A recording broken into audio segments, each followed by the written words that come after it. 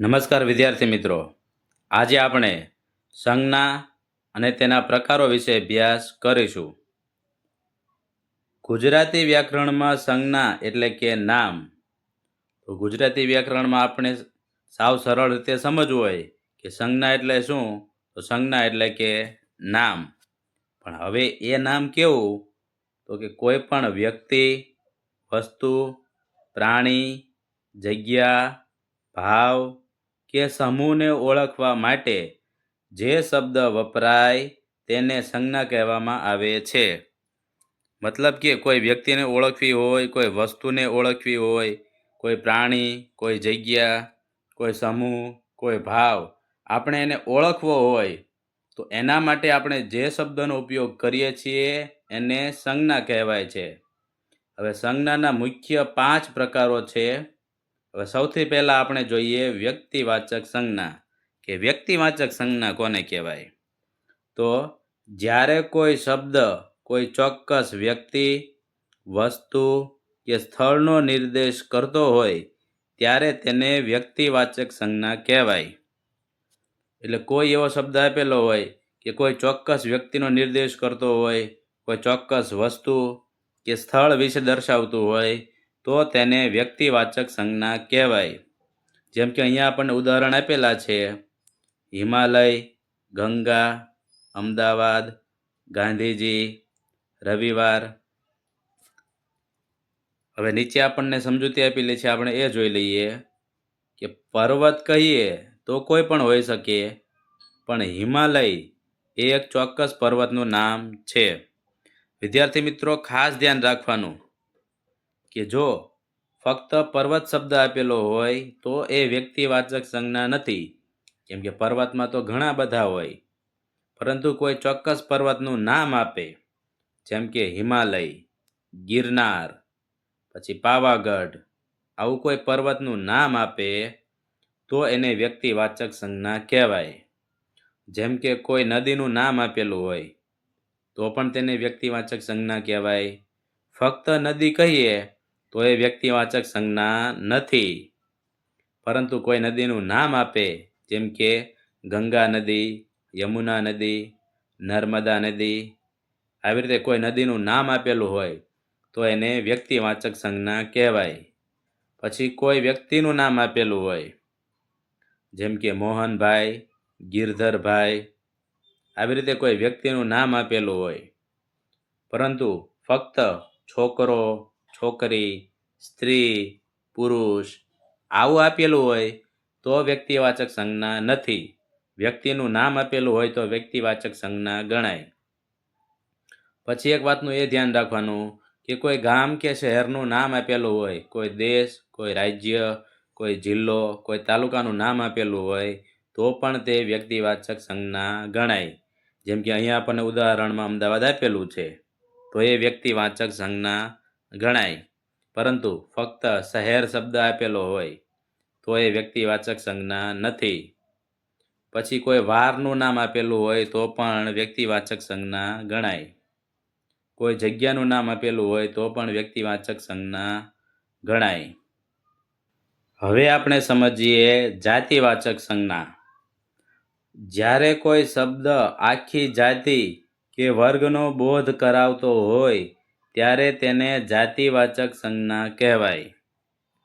એટલે કોઈ શબ્દ એવો આપેલો હોય કે આખી જાતિ વિશે વાત કરતા હોય કે આખા વર્ગની વાત થતી હોય તો તેને જાતિવાચક સંજ્ઞા કહેવાય. જેમ કે નદી, પર્વત, શહેર, સ્ત્રી, પુસ્તક, પક્ષી. પછી અહીંયા આપણને કહ્યું છે કે નદી કહેવાથી દુનિયાની તમામ નદીઓનો સમાવેશ થઈ જાય છે. તો મતલબ કે વિદ્યાર્થી મિત્રો, કોઈ આખા વર્ગની વાત થતી હોય, આખી જાતિની વાત થતી હોય તો તેને જાતિવાચક સંજ્ઞા કહેવાય. જેમ કે આપણે નદી કહીએ તો નદીમાં તો બધી નદી આવી જાય. પર્વતની વાત કરીએ તો પર્વતમાં તો બધા પર્વત આવી જાય. કોઈ શહેરની વાત કરીએ તો શહેરમાં તો બધા શહેર છે. એટલે ખાસ ધ્યાન રાખવાનું વિદ્યાર્થી મિત્રો કે ફક્ત નદી કહે તો એ જાતિવાચક સંજ્ઞા છે, પણ કોઈ નદીનું નામ આપે, જેમ કે ગંગા નદી, નર્મદા નદી, એવી રીતે કોઈ નદીનું નામ આપેલું હોય તો એ જાતિવાચક સંજ્ઞા નથી, પરંતુ વ્યક્તિવાચક સંજ્ઞા છે. પછી એવી રીતે પર્વત, તો પર્વતનું જ્યારે નામ આપે તો એ વ્યક્તિવાચક સંજ્ઞા છે, પરંતુ ફક્ત પર્વત, પહાડ, ડુંગર આવો શબ્દ વાપરે તો એ જાતિવાચક સંજ્ઞા છે. પછી ફક્ત શહેર આપેલું હોય તો એ જાતિવાચક સંજ્ઞા છે, પણ કોઈ શહેરનું નામ આપી દે, વડોદરા, સુરત, અમદાવાદ, તો એ જાતિવાચક સંજ્ઞા રહેતું નથી, એ વ્યક્તિવાચક સંજ્ઞા બની જાય છે. પછી સ્ત્રી આપેલું હોય તો એ જાતિવાચક સંજ્ઞા ગણાય, પરંતુ કોઈ સ્ત્રીનું નામ આપી દે, જેમ કે ઉર્મિલાબેન, તો ઉર્મિલાબેન એ વ્યક્તિવાચક સંજ્ઞા છે, પરંતુ ફક્ત સ્ત્રી, પુરુષ, છોકરો, છોકરી આવો શબ્દ આપેલો હોય તો એને જાતિવાચક સંજ્ઞા કહેવાય. પછી આવી રીતે કોઈ વસ્તુઓના નામ આપેલા હોય કે પુસ્તક, ટેબલ, ખુરશી, રબર, પેન્સિલ, તો એ બધી જાતિવાચક સંજ્ઞા છે. પછી પક્ષી અથવા કોઈ પશુ, તો એ જાતિવાચક સંજ્ઞા છે. પછી કૂતરો આપેલું હોય તો પણ જાતિવાચક સંજ્ઞા કહેવાય, જેમ કે એવું વાક્ય આપેલું હોય કે કૂતરો વફાદાર પ્રાણી છે, તો એ બધા કૂતરાને લાગુ પડે છે. એટલે આવી રીતે કૂતરો, ઘોડો, હાથી, બિલાડી, ગાય, ભેંસ, બળદ. પછી પક્ષીઓમાં જોઈએ તો હંસ, પોપટ, કાગડો, ચકલી, કબૂતર, મોર. આવી રીતે કોઈ પશુ પક્ષીઓના નામ આપેલા હોય, કોઈ જીવજંતુઓના નામ આપેલા હોય તો પણ એ જાતિવાચક સંજ્ઞા કહેવાય છે.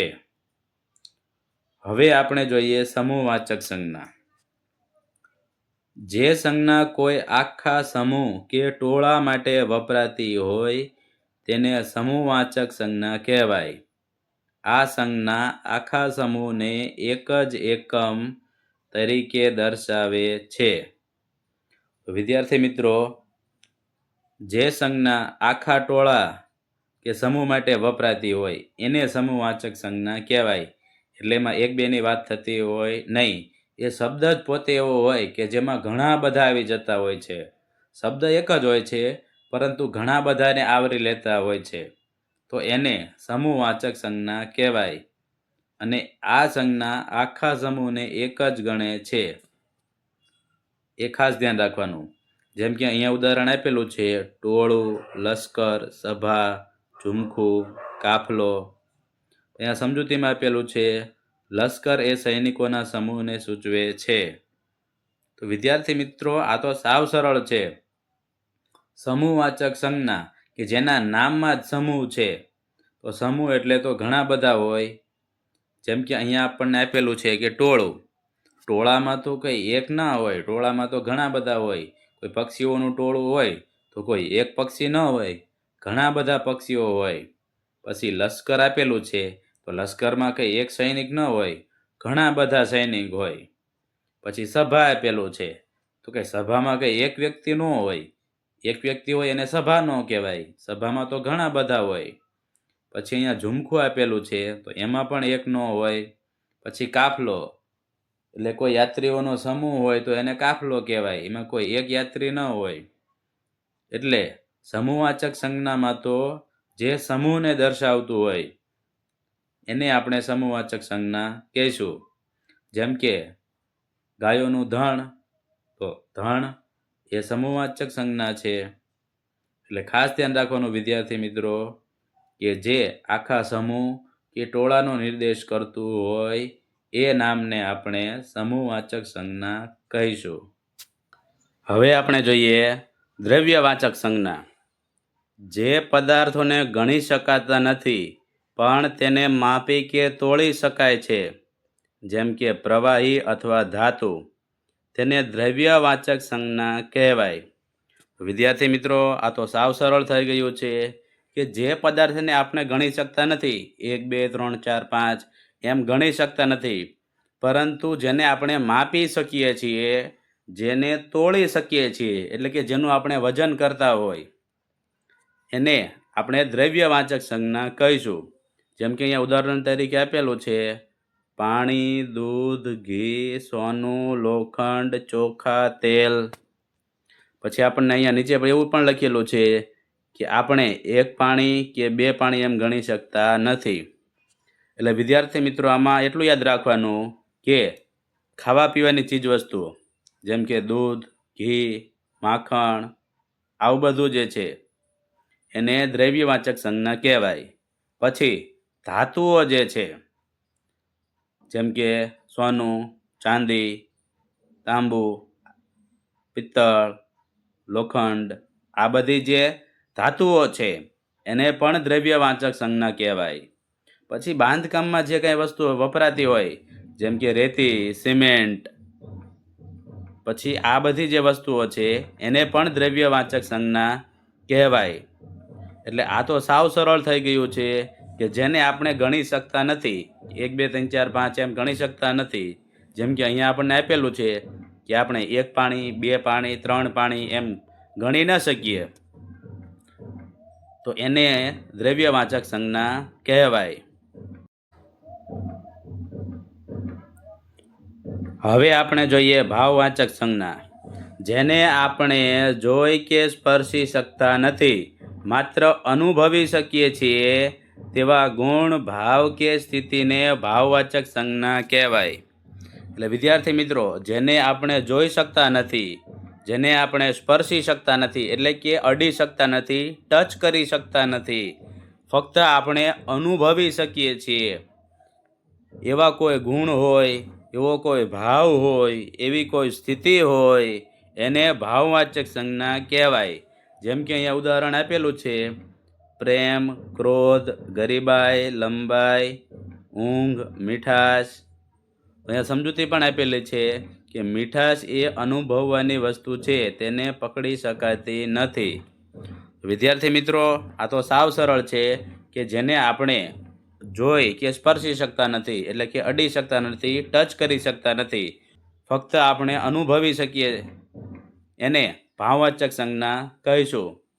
જેમ કે પ્રેમ છે, પછી કોઈ વ્યક્તિમાં હોશિયારી હોય, કોઈ આવડત હોય, તો એને આપણે જોઈ નથી શકતા, એને આપણે સ્પર્શી નથી શકતા, ફક્ત આપણે અનુભવ કરી શકીએ કે ભાઈ આ વ્યક્તિ આટલો હોશિયાર છે, આ વ્યક્તિ આટલો ગુણવાન છે. તો એવી જે કાંઈ સ્થિતિ હોય, એવા જે કોઈ ભાવ હોય, એવા જે કોઈ ગુણ હોય, એને ભાવવાચક સંજ્ઞા આપણે કહીશું. જેમ કે મીઠું ખારું હોય તો ખારાશ કેટલી છે, કોઈ મીઠી વસ્તુ હોય તો એમાં મીઠાશ કેટલી છે એ આપણે અનુભવી શકીએ. એને આપણે જોઈ શકતા નથી, એને આપણે અડી શકતા નથી. પછી કોઈ પ્રત્યે આપણને ક્રોધ આવ્યો હોય, ગુસ્સો આવ્યો હોય, તો એ ગુસ્સો એ અનુભવવાની વસ્તુ છે. પછી કોઈને ઊંઘ આવતી હોય તો ઊંઘ એ અનુભવવાની વસ્તુ છે. એટલે આવું જે કાંઈ છે કે જ્યાં આપણે અનુભવવાનું હોય, જ્યાં આપણે જોવાનું કે અડવાની વાત જ ન હોય, એને ભાવવાચક સંજ્ઞા કહેવાય. હવે અહીંયા વિશેષ નોંધ પણ આપેલી છે કે કેટલીક વાર ક્રિયાવાચક સંજ્ઞા પણ ગણવામાં આવે છે જે ક્રિયા દર્શાવતી હોય, જેમ કે બોલવું, લખવું, વાંચવું વગેરે. વિદ્યાર્થી મિત્રો, ઘણીવાર ક્રિયાવાચક સંજ્ઞાનો પણ ઉપયોગ થાય છે. હવે ક્રિયાવાચક સંજ્ઞામાં શું આવે, તો જે કાંઈ ક્રિયાપદો આપણા છે, લખવું, વાંચવું, બોલવું, ગાવું, કૂદવું, નાચવું, તો આવા બધા જે કાંઈ ક્રિયાપદો જે છે એ ક્રિયાપદોનો ઉપયોગ થઈને કોઈ ક્રિયા દર્શાવાતી હોય, જેમ કે વાંચન, લેખન, ગણન, તો એને આપણે ક્રિયાવાચક સંજ્ઞા તરીકે ઓળખશું.